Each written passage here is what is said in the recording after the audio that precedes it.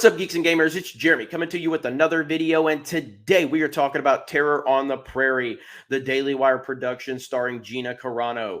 I am in Nashville with the Geeks and Gamers team. Daily Wire was nice enough to let us come out for the premiere, and it was a really great experience to be there for the premiere and meet so many cool people and have great conversations and just kind of understand what the Daily Wire is doing moving forward, which is absolutely necessary for the future of entertainment. And I love everything they are doing. Now, to get to the movie itself, which is what you're here to, experience me talk about, Terror on the Prairie. This movie has some really big positives and some negatives as well. And I'm going to share both of those. But first and foremost, this movie is not pandering to anyone. And when I say it's not pandering to anyone, I don't mean like Hollywood. Now, they're always pandering to the left and their nonsense and their identity politics. This movie's not pandering to anyone. They had a story to tell, and they went out and told it. It's not there to be family friendly. It's not there to have mass appeal. It's not there to pander to anyone or anything. They simply had a story to tell. They had passion and they told it. And I think that helps the movie, but it also hurts the movie at times. Nick Searcy was the standout. The man was fantastic in this movie, and he's really him. Obviously, you have Gina, who's the star of the movie, but you have Nick Searcy, who's kind of on the opposite side of the story, and that was just a really great dynamic. But Nick Searcy, to me, was the standout. Gina Carano obviously did a great job as well. This movie was there to tell you a brutal story of misery, and the environment is miserable, and it wants you to feel that misery. And I think that that's a good thing, but also some of the execution, it didn't really help that misery as much as I think that's what they were going for. And I have one particular issue with that. And it's a big issue, even though it will seem like a small issue, it becomes a big issue because of the lack of that. And we'll talk about that in just a moment. But ultimately, this is not a family-friendly movie.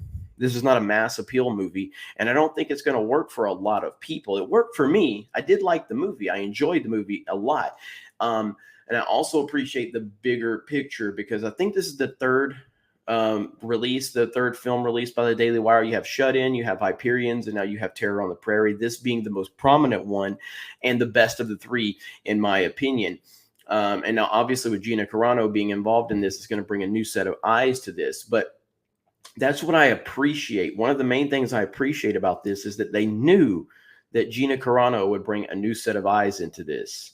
And they didn't seem to care in terms of pandering or going, oh, well, we have to do this because it's got Gina Carano, and we know we're going to have a lot of people watching for this reason or that reason or whatever reason.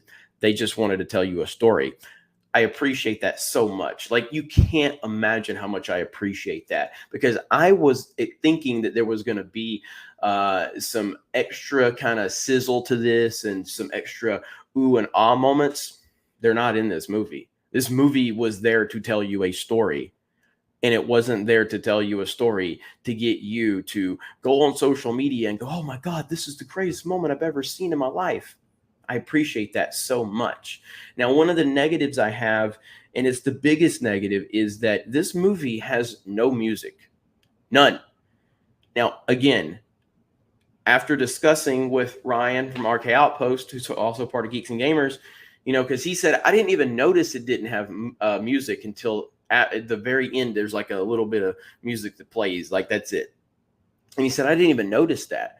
But I said, yeah. I said, that really bothered me. And he says, well, he said, it's meant to like make you feel how dreadful and how terrible this environment is and how miserable it is. I was like, that makes sense. It is. And it does make sense, because you do feel that. But I think it's to the film's detriment, because music is important. If you look back on that scene from the ceremony scene at the end of A New Hope, there's clips where people removed the John Williams score. And without the John Williams score, it fundamentally changes the entire feel of that entire scene. And it feels awkward. It feels cringy. And it makes you understand how important music is. And in this movie, like, there's a lot of silence, there's a lot of awkward silence. And I understand what they were going for. But for me, it would have worked so much better if there would have been music, emotional music, maybe haunting music, and not like overkill. I'm not talking like Hans Zimmer, Inception, or something like that, but just a little faint music in the background would have went a long way for helping connect you a little more, I think. Now, overall, I did enjoy the movie. The movie is not made for everyone, and it's not family friendly. It's very much a rated R movie, and it does not shy away from that. There are moments in this movie that are brutal, and they're brutal because they needed to be brutal, not because they were trying to be brutal.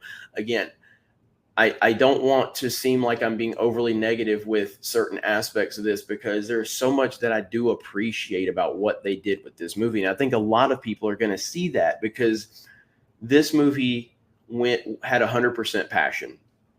100% passion. And when you're not pandering to anyone, that's the best method possible. And even when some certain aspects of it don't work, you can appreciate that from a passion standpoint, to go, you wanted to tell me a story and you told me.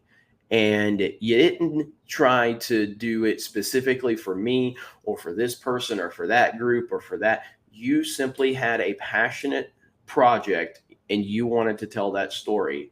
And I appreciate the authenticity in this movie.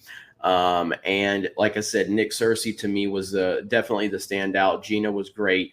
And I'm going to be interested to see what the kind of general audience thinks about this movie, because I don't feel like it will play very well to general audience. Gina Carano fans are going to be very excited about this. Daily Wire fans are going to be very excited about this. But there will be people that aren't really invested from that standpoint that will see this movie, and I'll be interested to know what they think about it. Overall, I give this movie a 6.5 out of 10, and that's just being as honest as I possibly can. And I'm judging this not as a Gina Carano movie, not as a Daily Wire production, not as an FU to Lucasfilm, but just as a movie. And as a movie, I found enjoyable moments out of it, but I also found moments that I thought really hurt from the overall experience of pulling me further into the story. I am so happy with what the Daily Wire is doing, and I can't wait to see what the future is like.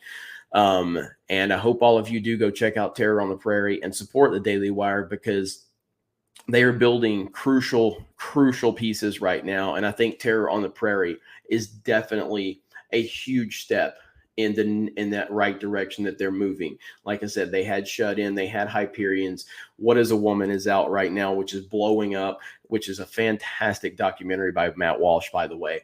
And then you have Terror on the Prairie, the next step in the evolution of what Daily Wire is doing. So I'm really happy that we were able to see this movie, and there's a lot to like about the movie, and there's a lot that I had criticisms over, but ultimately very happy with the direction they are moving. You guys have a great day. Thank you very much for checking out this video, and we will talk to you later.